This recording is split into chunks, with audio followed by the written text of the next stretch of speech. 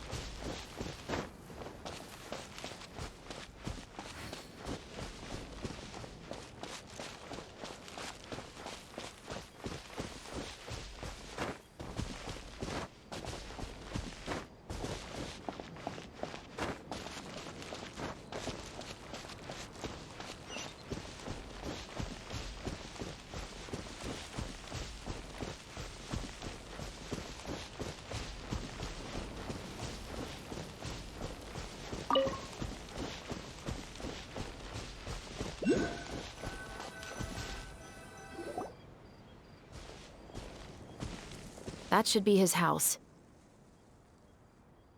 There are so many Gardamex stationed around the place. That's pretty unusual, right?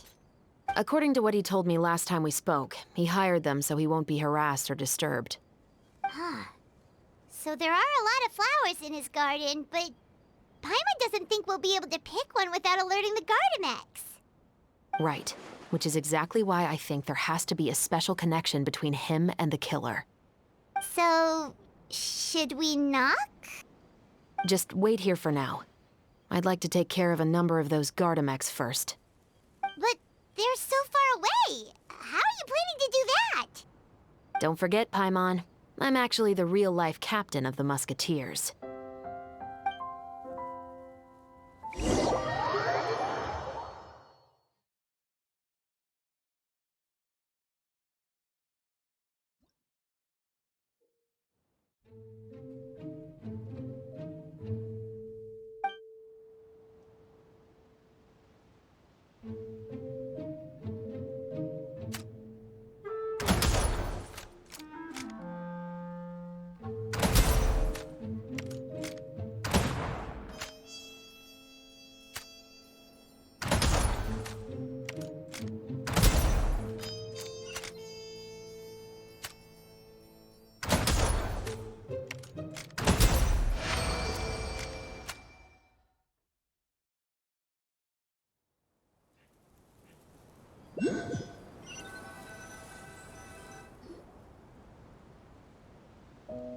All clear. Let's go. Wait! Paimon's a little nervous now that we know he could be the killer. Can we go over our plan of action again? I'll go knock on the door and make sure it's safe inside. Once we're sure that we're in the clear, I'll ask him to come with us for a quick round of questioning at the guard's headquarters. But can't we just arrest him? We still have no evidence that he's the killer, or that he lent the killer any direct aid. Still, it would be appreciated if you could pick a rainbow rose from his garden for me while I'm talking to him. It'll help the Marechaussee Phantom confirm Emily's theory. Sure, no problem. Just be careful, Chevreuse.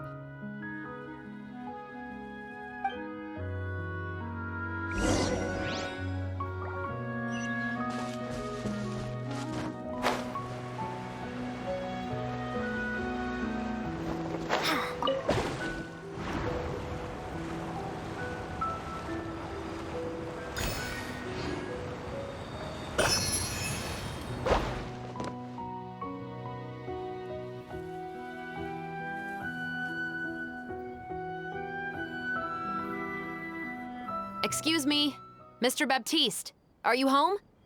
Who could it be at this hour? Oh, it's you, Officer Chevreuse. Would you mind accompanying me to the guard's headquarters, Mr. Baptiste? We would like to ask you some questions about a case. Oh, is it still regarding the murder case from before? I cannot confirm or deny that at this time. So it is then.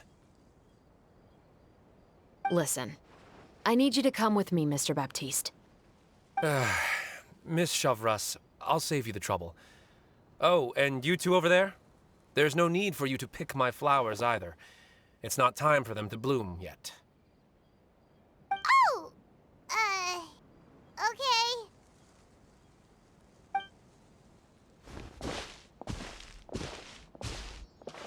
By saving me the trouble, you mean... I will confess, I was the killer. Huh? He just admitted he's guilty! Please relax, everyone. I'm not armed. The musket you're looking for has been buried in my backyard. Then it's my responsibility to inform you, Mr. Baptiste, that everything you say right now will be used as evidence for the inevitable trial. Yes, I am perfectly aware of that. I must say, I hate this feeling. Oh? Is it because I confessed? Or because you've been proven wrong? Both, I suppose. For the same reason as the one I wrote out in my novel, of course. I did it to exact revenge. I know you haven't figured out the link between the two of us.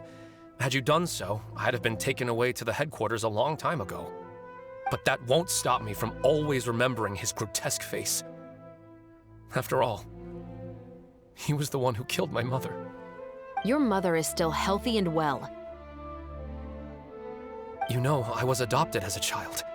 I was referring to my birth mother. That was never recorded in the orphanage's records. Please forgive a 6-year-old child for concocting some lies to protect himself after watching his mother die right in front of him. So, your novel, it was like a record of your life? No, of course not. It was a work of fiction with many embellished parts. But I am indeed the illegitimate son of a wealthy and influential man who abused his power to murder my mother. That part was 100% real. But the man you killed didn't have a Mora to his name. He was a hired assassin, an irredeemable beast who sank his fangs into a defenseless woman just for a few bags of Mora. But if that's really the truth, you wouldn't be telling us any of this now. You still haven't managed to take revenge against your father, the true mastermind behind it all. I never thought I'd hear that kind of thing from the captain of the Special Security and Surveillance Patrol. I'm simply skeptical about your motives. It's simple, really. I've grown tired of everything and don't want to shoulder this burden anymore. You may have considered me too soft to pull the trigger. Well, as it turns out, you are exactly right. I've become overwhelmed by the aftermath of the murder. So you're going to call a stop to your revenge, just like that? The true mastermind is too rich and too powerful for me. I've accepted that I will never be able to avenge my mother alone. And so what? The characters in your book never gave up. Now, Officer Chevreuse, I'm the one who has killed a man, aren't I? Are you trying to convince me to commit another crime? What's your father's name? How do you plan to prove the veracity of all of your claims? Well, I'd like to speak with you privately. Sure. Why don't we speak privately at the guard's headquarters? No, it has to be here. I must ensure that we won't be overheard. Fine. Let's talk here. When I said won't be overheard, I meant by anyone. I would like to speak with you and you alone.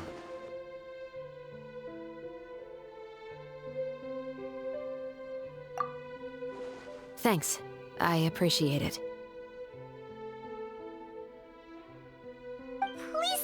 Chevreuse.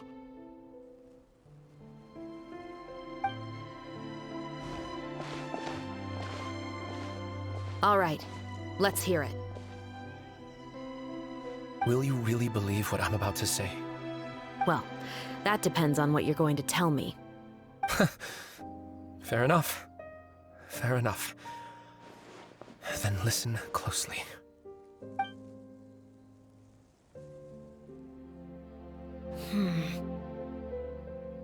So that's how it's all connected. So, it seems you believe me after all. Do you want me to go public with this? No, of course not. At least, not right now. Then why did you bother telling me? You've read my work. What do you think? Even if you were to go public with all of this right now, he'd simply deny everything. It's been too long. Almost 20 years. Anything that could be used as evidence has long faded away. Even if there might have been a solitary island of truth once upon a time, it has long sunk beneath the waves by now. Justice will never find him. Not if you don't try.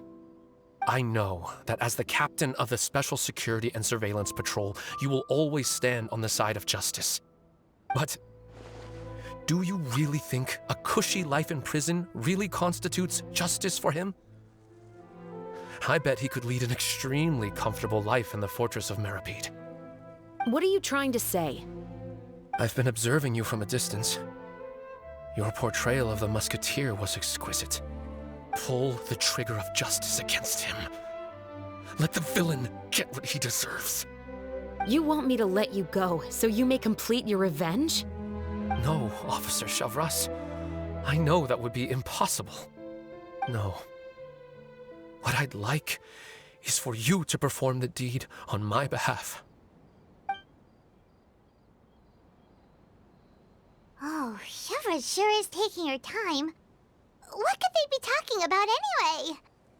Oh, Paimon's worried. What if he decided to attack her?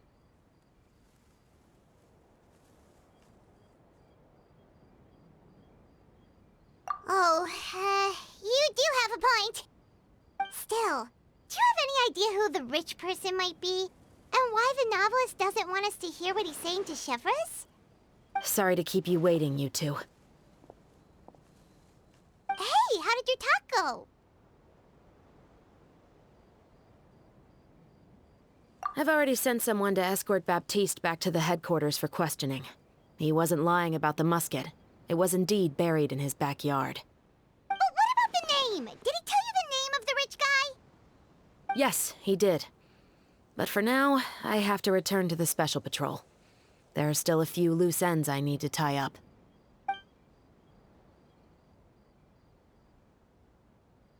I'll probably be quite busy over the next few days, so apologies if you don't see me on set. All right, Paimon understands if you can't tell us everything you know. We'll just keep an eye on the Steambird then. Actually, there's still something else I need your help with.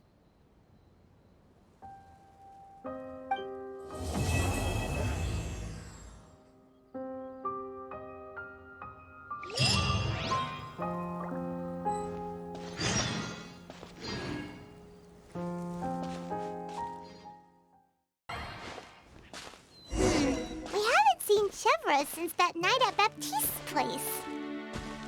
Well, guess there's no point in worrying about it now. Let's go join up with the others.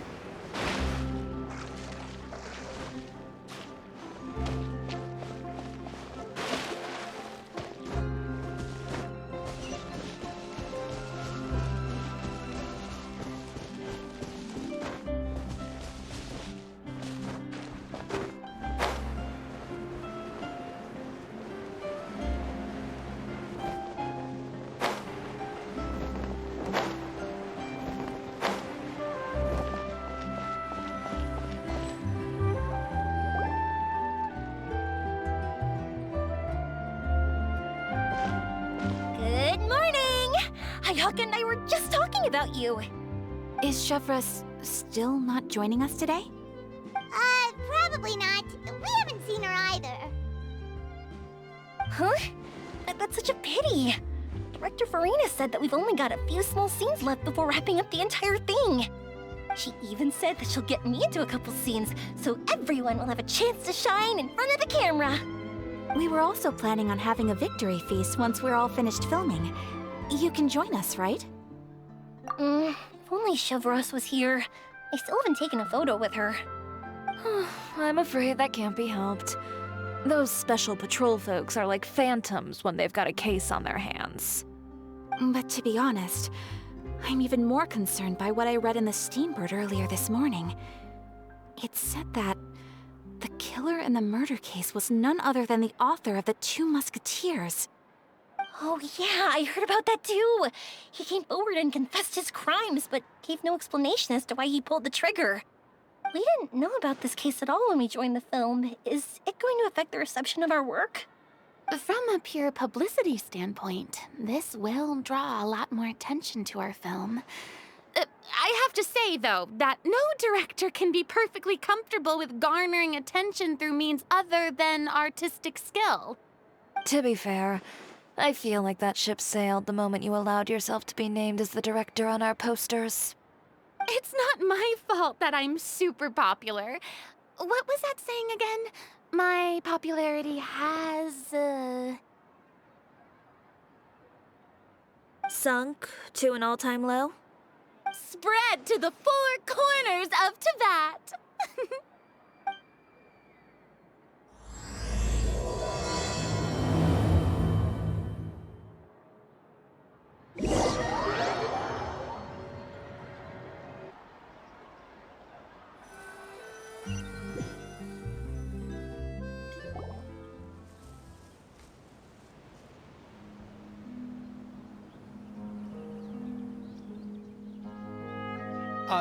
Excuse me, everyone.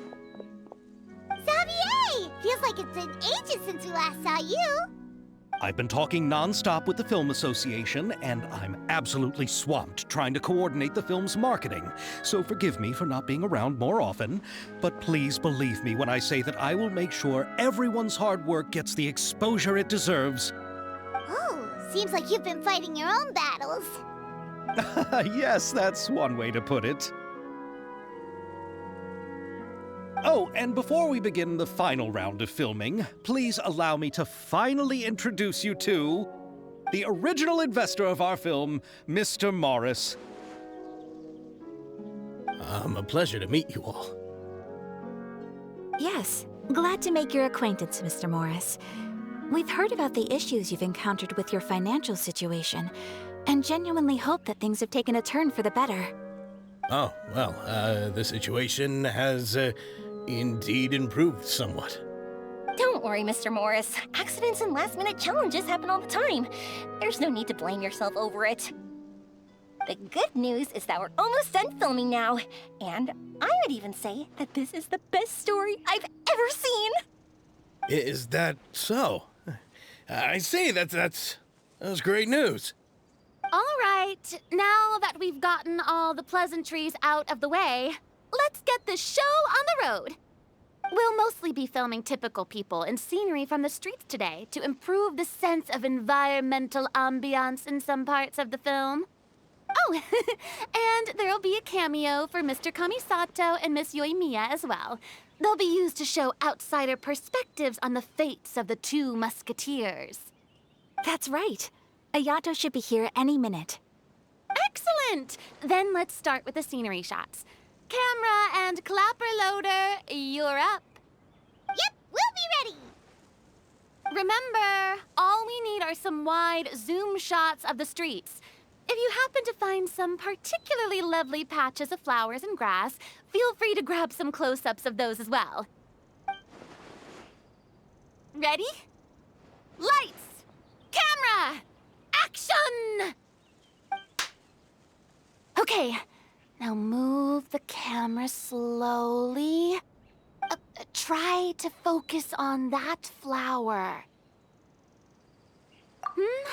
What's wrong? Just adjust the focal length a bit. Something the matter? Huh?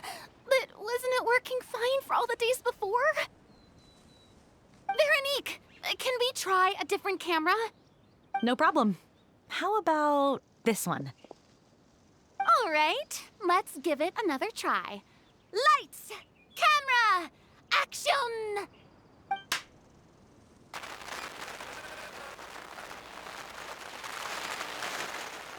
Don't tell me. This one is broken too? Veronique, do we have any other spare ones we can use? I'm afraid we only brought these two today. What?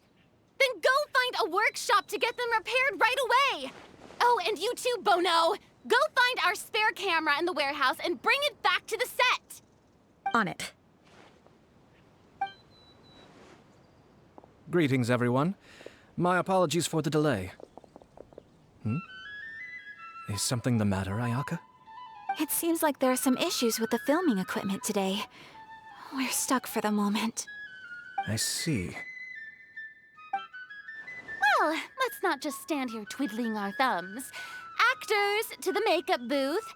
We'll start on the next scene as soon as we get a working camera. The people at the workshop told me that the part which holds the lens in place seemed to have fallen off. That's super strange. It was perfectly fine just yesterday. Well, no time to dwell on that now. Let's get back to filming. Ahem! Quiet on set! Places, everyone! Lights! Camera! Action! By the way, have you heard about that recent murder case? Yes, I have. It seems that they've caused quite the commotion in the city. I heard that the chief of the guards is so mad about not catching the culprit that he's about to explode. Oh? I find that quite hard to imagine, considering how he already looks most days. Director, we have a problem. Oh, we're in the middle of a take! Couldn't you wait until we wrapped up this scene? No, Director, our film, all the finalized film that we've been keeping in the case has disappeared. Oh, wait, well, what did you say? Mr. Bono, please take me to where the film was kept right away. I'm coming too. No, Yoimiya, you have to stay here. Oh. Okay, listen up. Everyone who's not working on this current scene can go with Bono to look for the film. Everyone else, stay put and wrap up the scene. Unbelievable. How could all these problems happen in just one day? We're back. How did it go? Did you find the film? We found it in the sewers. Huh? In the sewers? Is the film still okay? We discovered it just in time, so we should still be able to salvage it. The others are checking now to see if we lost any specific scenes. Oh, you scared me for a moment there. I nearly thought we had lost everything. I really don't want to experience that feeling of despair again. Okay, but who could have stolen the film and dumped it there? Could it be some competitors working on other films? But if they wanted to harass us, why wait until the last day? Okay, we don't have time to really look into it right now. Let's strike while the iron is still hot and wrap this thing up once and for all. Yeah, let's finish it.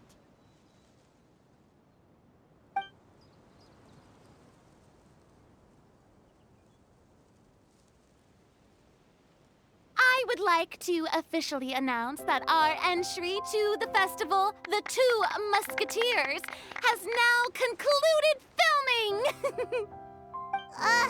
Paimon is spent. It's so late already. Even though the filming process proved to be extremely challenging, everyone provided valuable and unique contributions to the final product. Thank you all for dedication and support. And just like Director Farina, I would also like to extend my most heartfelt thanks to all of you. Really, you've all helped me so much. All right, let's save the awards speech for later, and hopefully also get some rehearsals in before the real thing. Anyway, now it's time to party! Let's all make our way to the beach and have a celebration feast so loud and fun that even the blubber beast will want in. Party! Party! Paimon wants to party!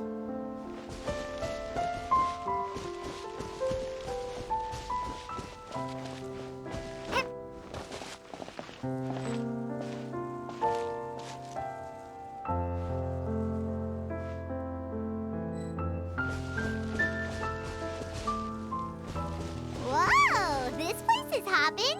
Everyone's finally getting to relax after wrapping up the film. Let's go chat with someone.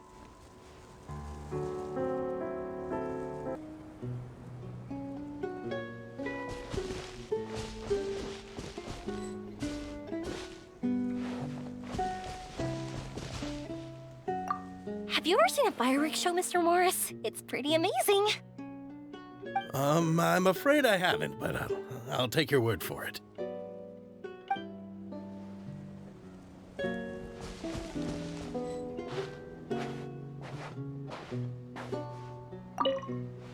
This is turning out to be quite the party.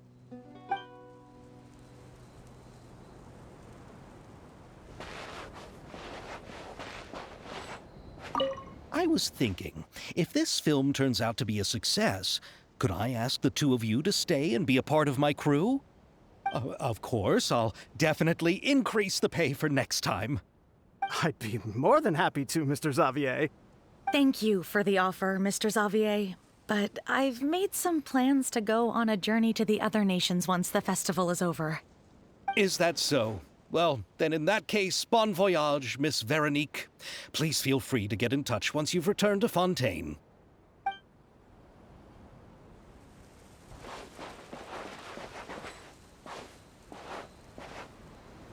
Hey, Ayato! How's your work been going? Everything went rather smoothly. Thank you for your concern. Ayato told me that we've already confirmed the dates for some Inazuma Fontaine cultural exchange events. So the next time we visit, we'll be doing so in our capacities as the representatives of the Yashiro Commission. Oh, that's great! Then maybe Paimon will be able to find Fontaine detective novels in Inazuma from now on! Oh, wait. Wouldn't Yaimiko get upset if that happens? That would be stealing some of her business.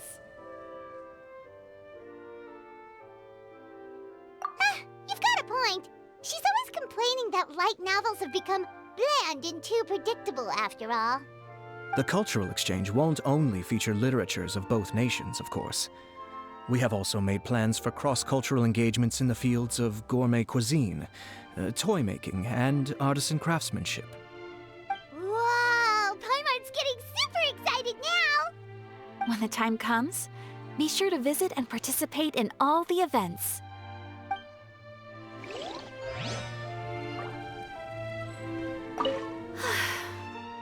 I wish we could have spent some more time here. Don't worry. It won't be long before we're back again.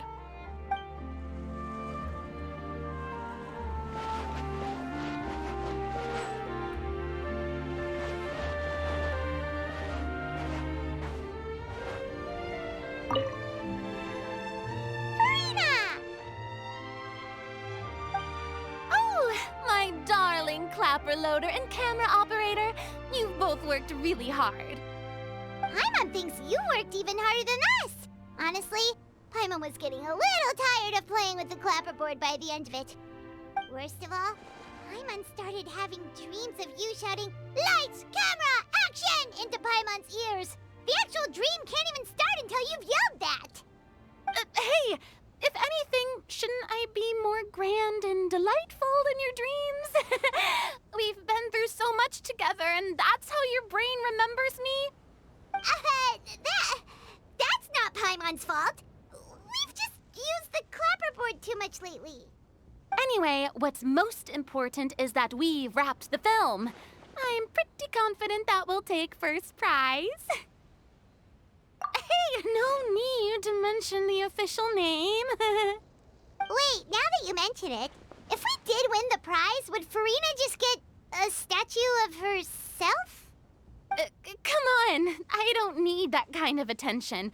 Xavier can accept the reward on our behalf. But just imagine! Farina accepting the Farina Award and holding a Farina statue. I'm going back to my dessert now. You all can keep discussing that on your own.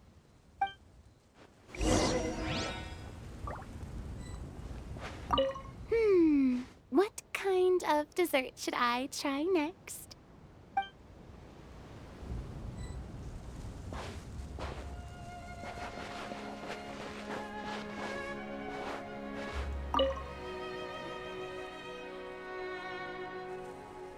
Chiori!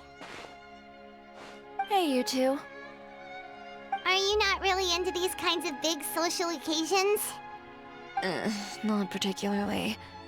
But this is still better than Fontaine Fashion Week. But if this film becomes a big hit, people will definitely come flocking to your shop. Yes, that's highly likely. As long as the film can premiere as planned. Are you still worried about the case? That and all the obstacles we had to face today. You're right. It's as if all our bad luck just manifested at once. But why today of all days? No, it's nothing. We've already delivered the film to the editors, so there should be nothing more to worry about. How are you doing, Mr. Morris? You having a good time? Well, you could say that. Do you happen to know when the party is scheduled to end? Judging by how much fun everyone's having, I'd say probably not until well after midnight. Is there something that you still have to take care of at home, Mr. Morris? Oh, well, I'm just not a late night person, so I might take off shortly. Oh no! Silly me. I almost forgot something super important. Oh, what is it? I prepared a whole batch of fireworks for the party, but I forgot to bring them over from the warehouse. Fireworks, you say? Well, that's truly a pity.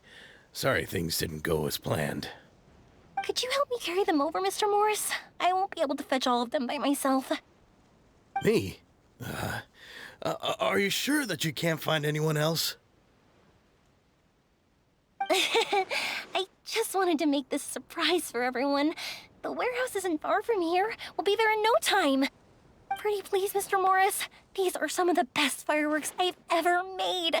So I also want you to see them before you leave. They're stunning.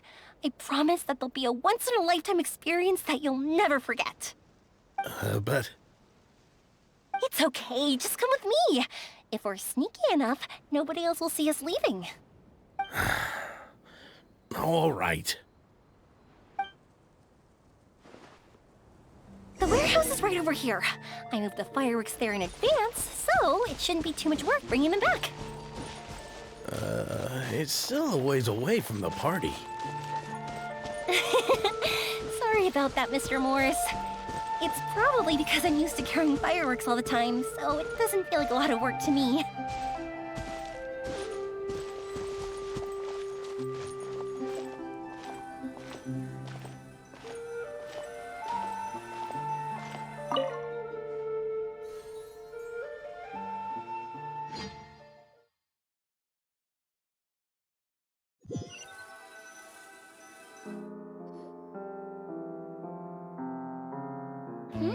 It's dark in here.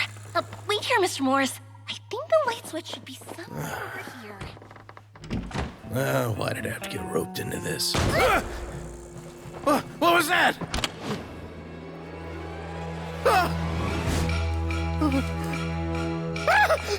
Who's there? Get me out! Get me out of here!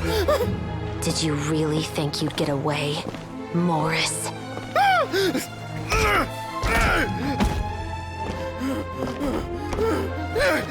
You've got the wrong guy. It wasn't me. I'm not the killer. You know, Eliza died a far more heroic death than this. She fought your assassin to the end, to save the children she had hidden beneath the floorboards.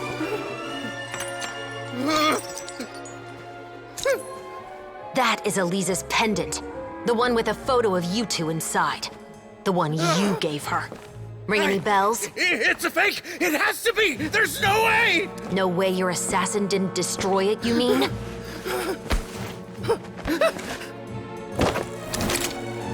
Did you ever love her, Morris? Or was killing her always the plan? No, please.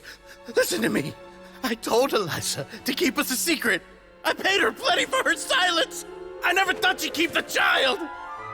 Everything was gonna come out, and I had no choice. She'd force my hand. No! I'm begging you. I have money. Just name your price, please. You can keep your Mora, and you can go to hell.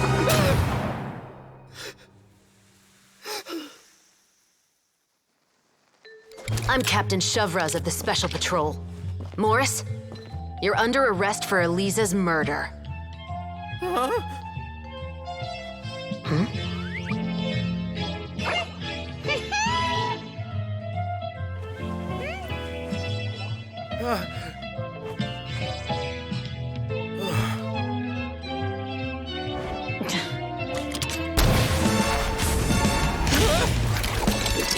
You're under arrest too, prop manager Veronique.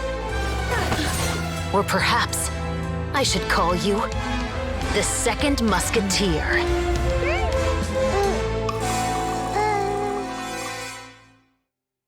Wait, what's going on? This wasn't in the script.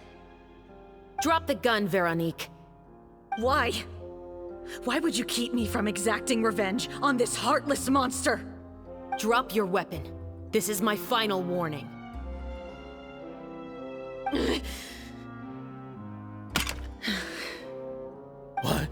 What is going on? Do I have to spell it out for you, Morris?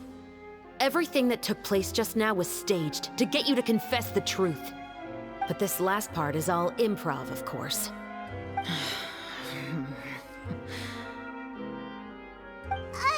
Chevreuse, you told us you wanted us to help you stage a play. You never said anything about the Second Musketeer. It's because even I had no way to confirm my theory until now. Thank you for your performance, Yoimiya. Could I trouble you to go and bring in the other Special Patrol members? They should be on standby just outside. Oh, and please tell the other cast members not to worry about us.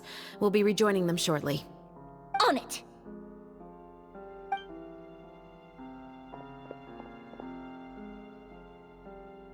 So what do you think, Morris?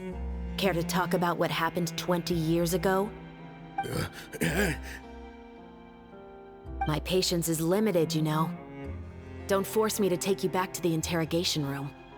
I'd wager that you wouldn't last for more than a minute in there. With the recording we made, you have no chance of winning in court. Cooperating with us now is the most practical move. All right. I'll talk. I hired an assassin to murder Eliza. She once worked as a maid on my family's estate. She was very beautiful, and after some time I fell for her. We kept our relationship a secret and carried out an affair for some time, but it wasn't long before she became pregnant. And if my parents ever found out, they would have stripped me of my inheritance and status, driven me out of my home. I also didn't expect Eliza to insist on bringing the pregnancy to term. She even asked me to leave my family and travel far, far away with her. She believed that you were truly in love with her. I didn't have a choice. I gave her a large sum of Mora, told her to leave the family and to get rid of the baby. But then years later, she sent me a letter.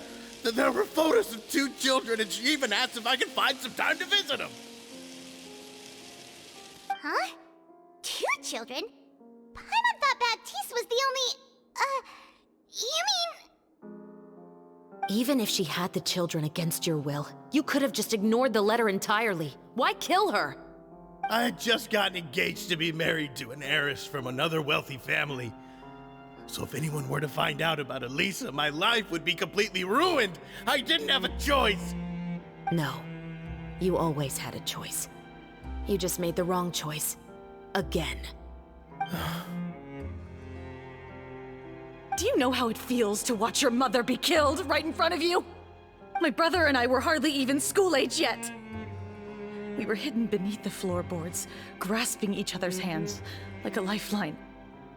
We were so terrified that we didn't even know we could ever take a breath. All we could do was to watch Mother try to fight back, and then collapse to the floor. Even after the assassin left, we were still too terrified to leave our hiding spot. We thought that he might come back. It was only until the next evening when we finally climbed out and gathered around our mother. But she had already become cold and stiff to the touch. You made up your mind right then and there to bring this case to light. Not only that, we resolved to get our revenge. And that's why you became the Musketeers. No, that's why I became a musketeer. The man from before was also killed by me. My brother had nothing to do with it. I figured as much. You did? I once told these two that he didn't look like a killer to me. His confession from that night also rubbed me the wrong way. I think what really tipped me off was, how could I not feel a sense of regret in him? Huh? He confessed faster than any criminal I've ever met, but he didn't say a single word about you. He insisted that he was the sole perpetrator in the case. But after the questioning ended, I disassembled the musket we dug up from his backyard, put it in front of him, and told him to reassemble it. Wanna guess how far he got? He had no idea where to even start. He's never touched a gun in his life. Based on that, I determined that he was not acting alone. He only surrendered himself to draw our attention and create a moment of opportunity for his partner. So, I decided to play along. And as expected, the second musketeer followed us without hesitation once she saw Morris get separated from the rest of the cast. Besides, why else would he call the novel The Two Musketeers? But how did you know it was Veronique? I figured it out the moment Baptiste told me his father's name. That so-called financial crisis was all just a ruse. He just wanted to sign up as the investor and then leave the film without any source of funding. After all, he has a vested interest in minimizing the reach of this story. It's really just the same thing as what he did to Elisa all those years ago. Human scum. But then Xavier pulled out all the stops and got the film made against all odds. Morris couldn't have that. With the killer in custody, he figured it was safe to act.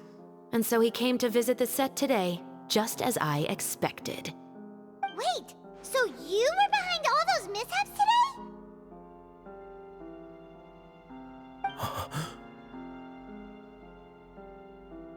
As for the identity of the second musketeer, I assumed they'd probably stay close to Morris and look for an opening.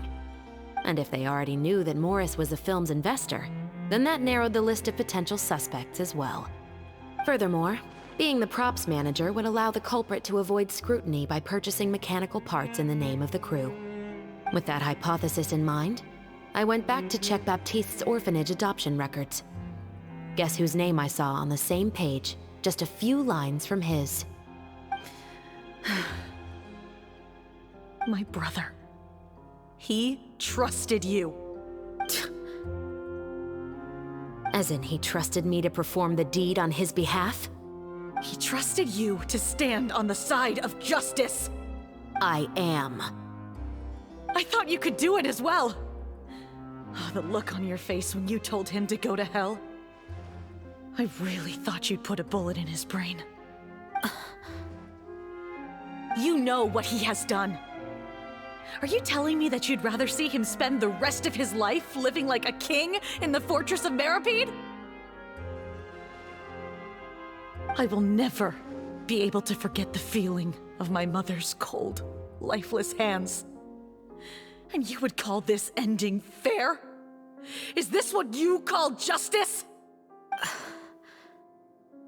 I won't lie, Veronique. I did hesitate when your brother first told me about the truth. I wondered. I agonized over whether I should really put a bullet in his head. So why don't you? Because that should never be how justice is carried out in this world. Perhaps, to you, justice is simply reciprocated. An eye for an eye, and a life for a life. But everyone has their own understanding of justice. If everyone were to pursue their own definition of it, there would be no more order in this world. Today, you'll kill Morris, and tomorrow, his children may come for you. The world cannot render judgments based on a desire for revenge. That will only lead to a cycle of revenge, as well as the destruction of order and civilized society. Fontaine is founded on a set of laws and a standardized code of justice. That is why we are the nation of justice. But with all that said, I will promise you this. Morris will not lead a cushy life in the fortress of Meripede. Chevreuse, the rest of the Special Patrol is here. Thank you so much, Yoimiya. Letelier, Terena, please take them away.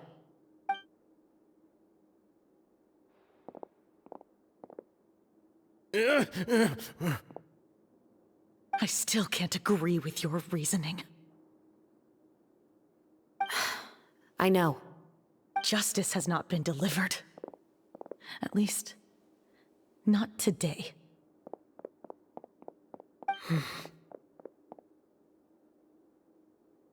Chevreuse. Let's go. We should give an explanation to the crew. Thank you for your concern. I'm fine. I'm just thinking about the things in life that have driven people to take justice into their own hands.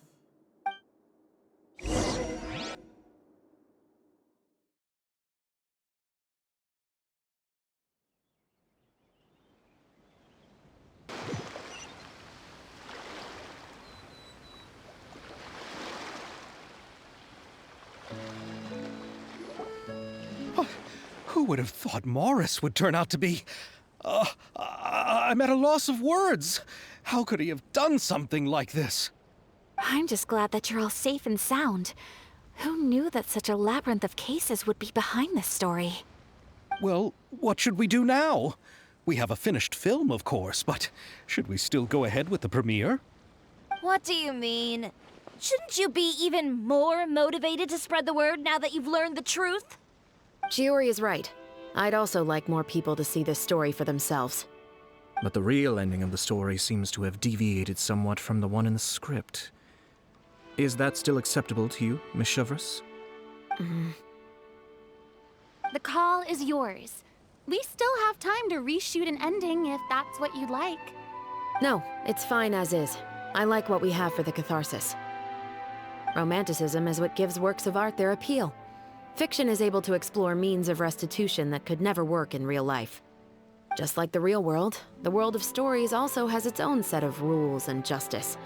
These different possibilities are what initially drew me to reading in the first place. Sounds good to me. I support your decision. What about Veronique? Will she be okay? She will soon face her judgment alongside her brother and Morris. If I had to guess, they'll probably all be sent to the fortress of Meripede. I'll make sure to give Risley a heads up about it. Oh, you mean that kind of heads up? Exactly. Ahem. All right, then the matter's settled. Now that everything's been taken care of, there's no reason for us to keep looking all gloomy and grumpy. Let's get back to the feast and enjoy each other's company. We'll be starting the post-production process tomorrow. You should join us, Chevreuse. You missed the first few hours of the party, didn't you? All right. Count me in. Then I'll wait for you over there. There's still some good news that I'd like to share with Chevreuse. Traveler, Paimon, could you wait for me by the sea after the party ends? I'd like to go on a brief walk with the two of you. Thank you very much.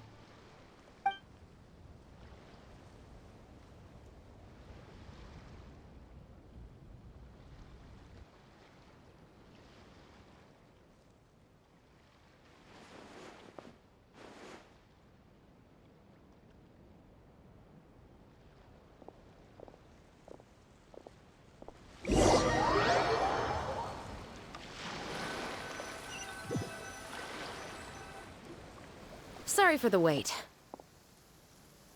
Oh, we weren't waiting long at all. Is there something else you wanted to tell us? No, I don't have anything new to share. I just felt that since you were my investigation partners, I should have another conversation with the two of you.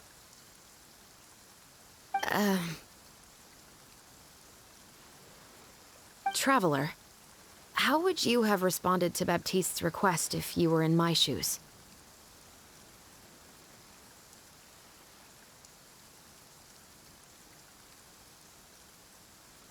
When I was young, my father often took me here to swim. We'd come rain or shine, even when it was freezing cold. He told me that swimming was the best activity to train one's strength of will. You could never give up before reaching the shore, especially when the water was cold. Oh? Why's that? Because the moment you give up would be the moment you die. At that point, I still hadn't received my vision. One winter, the chilly wind felt almost like knives on my skin, and the seawater was so frigid that it numbed my toes the moment I stepped in. I cried and begged my father to spare me from having to swim across, but he wouldn't listen. He used to be a member of the Special Patrol as well. You could say it was his way of educating his children. That sounds awful. When he saw that I wouldn't stop crying, he just picked me up and tossed me into the icy water. The bone-chilling cold took away my senses. I couldn't feel anything but fear and rage. I waited for my father to save me, but one look and I knew he'd already started swimming for the opposite shore. I realized that if I were to give up, I really would die right then and there. I used all of my strength to try and catch up to my father.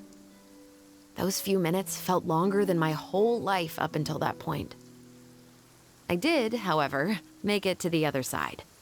I've never felt afraid about anything in my life after that, nor have I ever cried again. That way of teaching would have never worked on Paimon. Yeah, I don't think that was the right method for anyone. It's just that, working now as I am in the pursuit of justice, I still sometimes feel like I've been tossed into that winter sea all over again. The anger and the helplessness. Chevreuse. But the worse I feel, the more I know to never give up. The alternative would be to forever lose myself among the waves. Anyway, how about a race? Neither of us will drown, but we can still see who swims faster. You guys go ahead! Paimon will grab the clapperboard to mark the start of the race.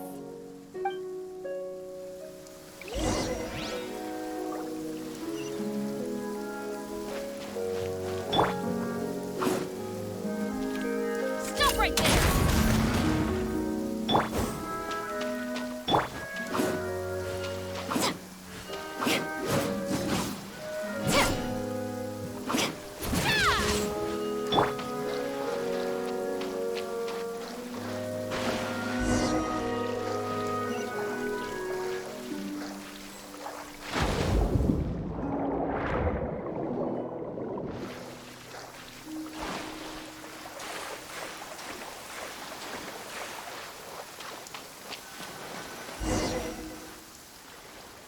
Oh, that felt good.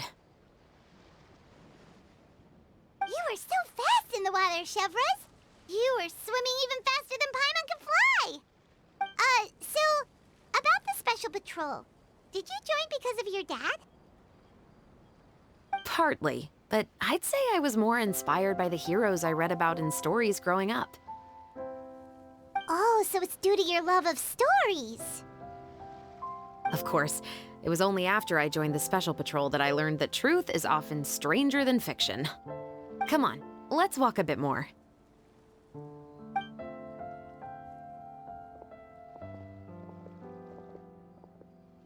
To be honest, I do sometimes question whether the decisions I make are the right ones. But I know that no matter what, I must keep swimming. Because the only thing I've got my eyes on is the shore in the distance.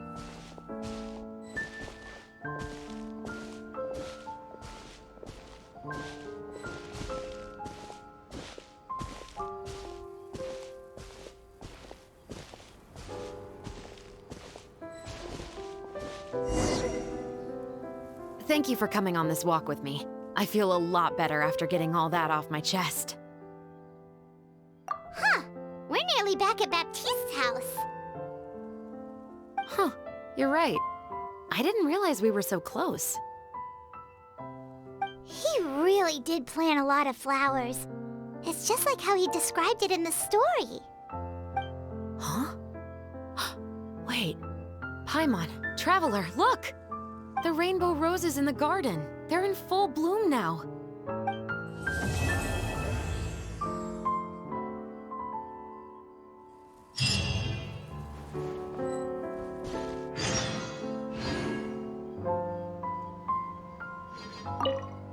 Even though it's a bit late, I must thank you for investigating this case with me. Not on behalf of the Special Patrol this time. It's a personal expression of gratitude from yours truly. Oh, you want to hear more about my father? To be honest, I didn't spend that much time with him. He was always busy with the Special Patrol, so he would often return home really late at night. Some nights, he didn't come home at all. Once, he didn't come home for a long time, maybe a whole week or so. When I went out to buy food, I learned that he had become a criminal, and by extension, that made me a criminal's daughter. But we can talk about that another day. I actually have a lot of sympathy for Veronique and Baptiste. I can understand the hatred they feel for their father. But that doesn't mean I'll allow them to walk the path of evil, even if it might lead to another sense of justice. Films are different from the real world. They're a form of art and represent the wishes in people's hearts. I adore the two Musketeers, and I'm very happy to have had the opportunity to act the role as one.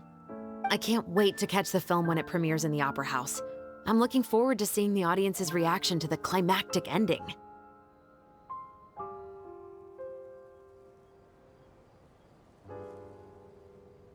Thank you for looking out for me. I'll see you at the award ceremony. I'd be very surprised if we don't win.